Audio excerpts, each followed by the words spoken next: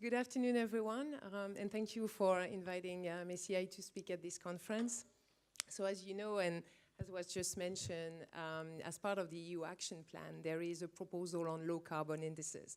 And so at MECI, we are very pleased to see that indices and index providers are perceived as really being part of the solution to sustainable finance, and we clearly want to contribute to the discussion and the debate. So index providers' mission is to provide the right tools to institutional investors to then make the ultimate investment decision. And as you know, indices have various use cases. So one of them, which is the one that is very much well known in the news, is that indices are used as a basis of financial products, like ETF, like derivative. But it's not necessarily the main use case. And we fear that there remains some confusion around the use of indices. And so I would like to give a bit of background of how indices were created and why, and so go back to the very beginning. So at the very beginning, indices were created for the asset owner community as a benchmark tool. So those asset owners were looking for a simple, unbiased, and transparent way to measure the performance of their asset manager.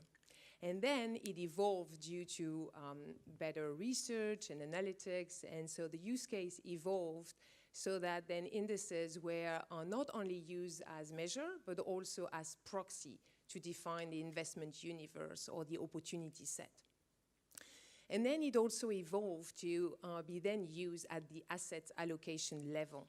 So the asset allocation decision were no longer solely based on a manager-owned decision, but also informed by indices. Like, for example, the weight of certain region or the allocation to certain region in the index consistency or eligibility was then used for manager in their assets, or for asset manager in their assets allocation decision. And so more recently, what we've seen is that investors are now using alternative benchmark, and in particular benchmark that integrate environmental and social governance issues. And so investors are now moving away from the traditional market cap weighted indices to adopt ESG tilted portfolio that then they can also use at the asset allocation level, so at the policy level, so what we call policy benchmark. On this slide, you see a few examples. One of the flagship example of an adoption at the policy level of an ESG index is Swiss Re, who that decided last year to switch benchmark and adopt an ESG index at the policy level for both the equity and fixed income allocation. So it was clearly a big move in the industry and a key trend in the industry. Another example that is very informative is GPIF in Japan, so the Japanese pension fund, who decided last year to allocate 10% of the domestic equity to an ESG index, and a very particular one because it's the one that targets gender diversity.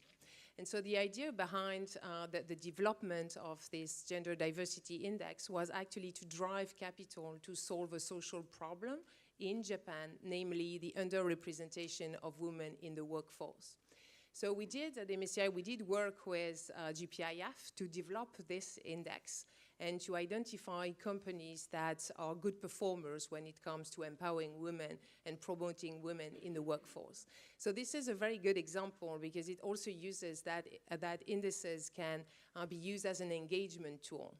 And I can tell you that, every day we get, and it's been like a year now since we launched this index, and every day we get questions from companies, from issuers themselves in Japan, asking questions about what is the methodology, how can we become eligible to the index, how can we improve our score and become the leader in the index.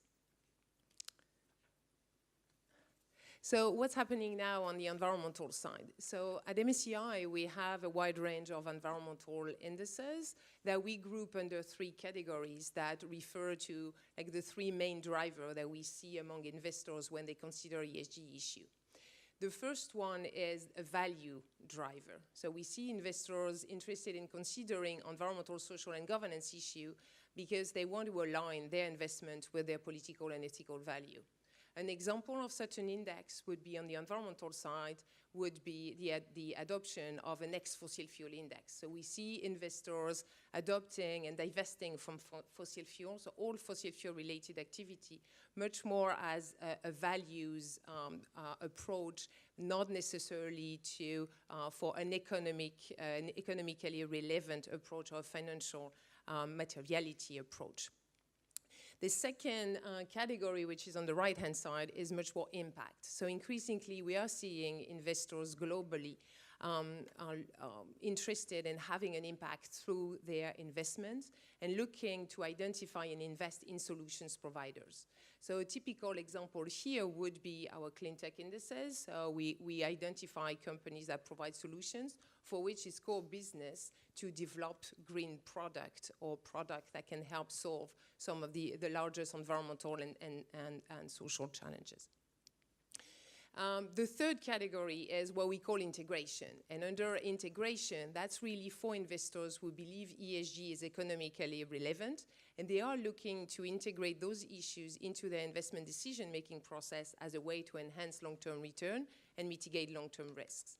And under that category, that's where we have our range of low carbon indices. So back in 2014, when we created two types of low carbon indices that both aim at the same objective, which is to reduce exposure to carbon-related risks. So the transition risk, not the physical risk associated with climate change, but the transition risk, using the carbon footprint as a proxy. It's just that the implementation differ. So the objective is similar, the implementation differ in the sense that one will select companies as opposed to the other one will reweight securities in the index. So it's just a different approach based on different investors' needs. So as I said, those indices were created 4 years ago. And since then, what is interesting to see is really the fact that, obviously it has grown rapidly and globally. So we see interest from investors globally, not only in Europe, but also in Asia and in North America. And so that's a first observation. But the second observation is that the demand has evolved as well in terms of the complexity. So while before we were relying on the carbon footprint as a proxy for those low carbon indices, we are increasingly doing more work with asset owners globally on developing more complex approach. And on the slide, again, you see an example. So basically, we're looking at combining 3 different dimensions. First, the exposure to carbon-stranded assets. So in other words, the brown revenue.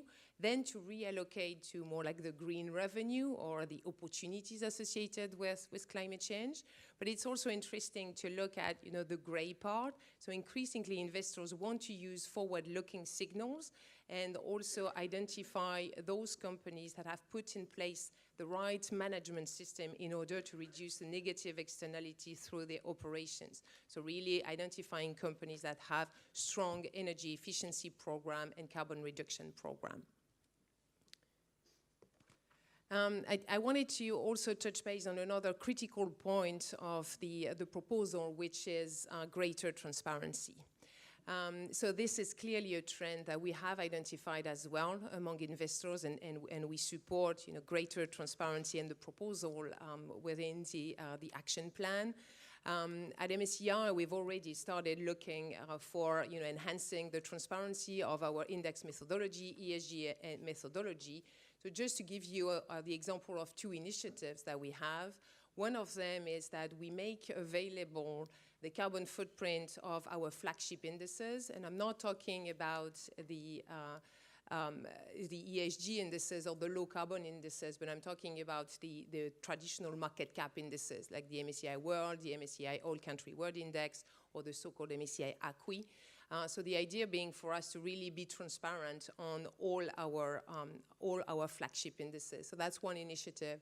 Another one is also for all the different work that we do with investors when we create different simulations.